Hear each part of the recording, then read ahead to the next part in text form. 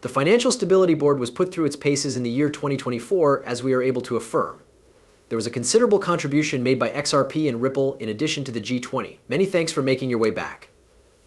We are going to summarize everything that occurred during the 4 Sundays, and the accuracy is going to be remarkable in the year 2024. It was in October that we were able to establish the mood. In 2020, the G20 gave its approval to a roadmap that was developed by the Financial Stability Board in conjunction with the Committee on Payments and Market Infrastructure (CPMI) of the Bank for International Settlements. This roadmap was designed to improve the process of making payments across international borders. Keep in mind that the World Bank, the International Monetary Fund, and other relevant international organizations and agencies that set standards were all involved, and now pay attention to what is happening. Acting. As a member of the Board of Governors of the International Monetary Fund, in addition to serving on the Board of Directors of the Bank of International Settlements, in addition to being in charge of the General Board of the European Systemic Risk Board, important consideration should be given to this section. Kindly pause for a moment and read it with great attention. It is important to keep in mind that Sandy and Connor are both included in the category of systemic risk in Europe. The FDIC has stated that both of these individuals are now in outstanding status. She is currently a member of the Systemic Resolution Advisory Council that is under the jurisdiction of the Federal Deposit Insurance Corporation. All of the items are included in our roster. Let's now take a moment to hear what Santa Claus has to say. Due to the G20 Financial Stability Board, he does not mention this. In addition to the fact that this was a big event, the fact that I was involved in its revelation significantly increased its significance. In the year 2021, when we first discussed it, many people thought that it was a hypothetical idea. However, by the year 2024, we will not be as precise as we are now, similar to an electric vehicle. Hence, the emphasis on financial stability has originated from, let's say, 2 key sources. In the first place, we need to determine the degree of the problems that exist inside our conventional global cross-payment system, which is a system that we are a contributing factor in. In order for the cryptocurrency industry to expand, it is imperative that we find solutions to these problems. This is the reason why the G20 has prepared a global agenda for cross-bill payments. Once more, your objective is to develop a technological connection between the external private platform and the cash settlement system of the central bank. This will be accomplished in conjunction with Fabio Pita of Battaglia, which lies under your supervision within the Financial Stability Board.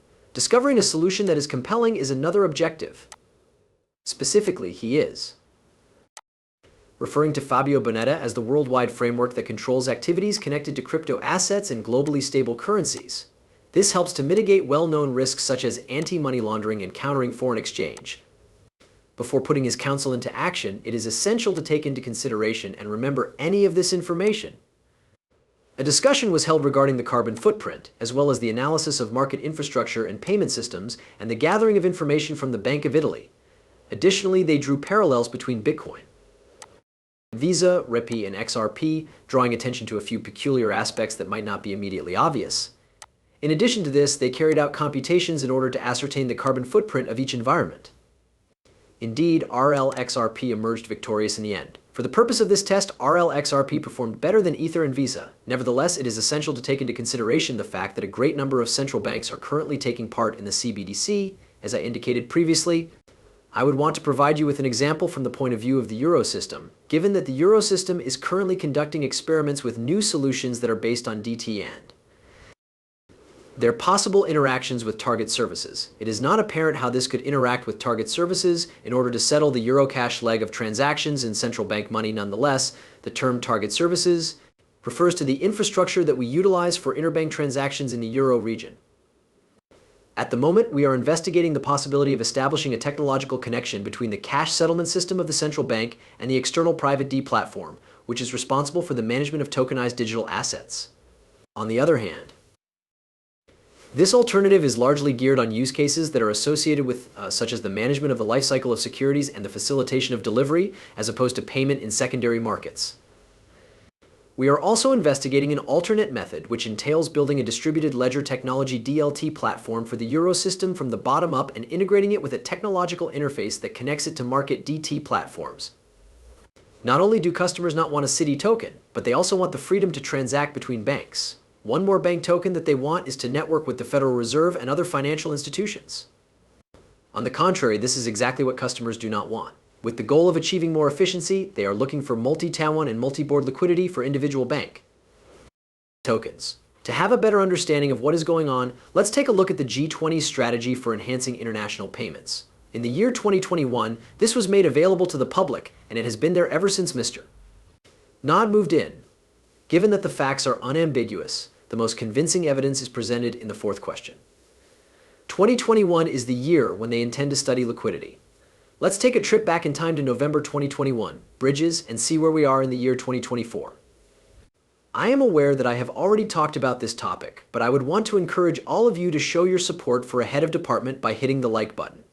As a result, we will be able to sit here and firmly declare I told you that it was 100% Ripple was to blame for this situation because we did not have access to the facts. Certainly, this is not an isolated occurrence. Don't make the assumption that there won't be any ripple effects merely because the Financial Stability Board FSB is mistakenly undertaking a liquidity bridge exploration and experimenting with various techniques in November 2021. First things first, let's take a look at the transactions that were finished on the 21st of November, which is not a Sunday.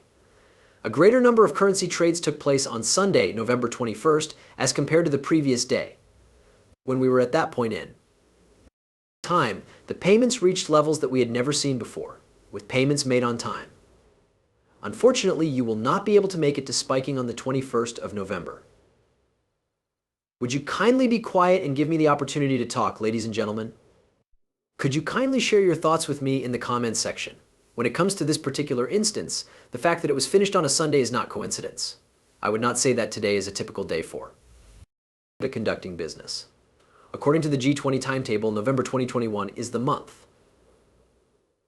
There is no indication of when they intend to conduct an investigation into these liquidity bridges.